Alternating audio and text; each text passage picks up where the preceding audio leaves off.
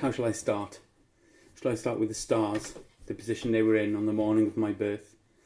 Shall I tell you about the little stone house in the middle of nowhere, where my mother struggled alone through labour? I'm not quite sure where to begin. I remember putting the chickens away,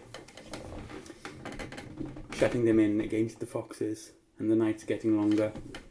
I remember the stars in the cloudless sky, bright like eyes staring down at me, the moon barely illuminating the path that led to the small woods at the foot of the mountain. I remember that mountain well. Or shall I start with the position of the stars on the night I was born for the second time? Born into the life I have now led for nearly 200 years. I was shutting the chickens away, making sure the door to the pigsty was closed, and I remember the snow swirling down from the dark sky. I knew that the morning would see the farm covered in a blanket of soft, white snow. I do remember the snow. Our stew was cooking over the fire. My mother was knitting, as she always did.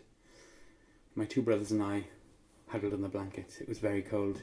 It was so cold even the dogs felt it, so we covered them in blankets too. Whenever I see a wool blanket, I think of that night. That's when we heard a knock at the door. It was late. Too late for visitors. The knocking came again, more insistent, asking to be let in from the cold. That voice and that knocking. I was the one who got up, the one who went to answer the door. I often wonder what would have happened if one of my brothers had gone in my stead, or my mother, God forbid. I don't really know what happened next. It's a blur of screaming and of pain. I know that he killed my mother and my brothers, but I'll never know why he didn't kill me.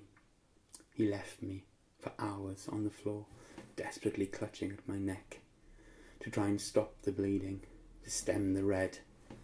I could hear him moving through the house. I assumed he was looking for anything valuable. I could have laughed out loud. There was nothing of value in that small stone house in the middle of nowhere, at the foot of the mountain. He stood over me. His face was dark, his breathing heavy. He knelt down and picked me up as if I weighed no more than a child. I remember being confused. I remember the confusion, because he held me so gently.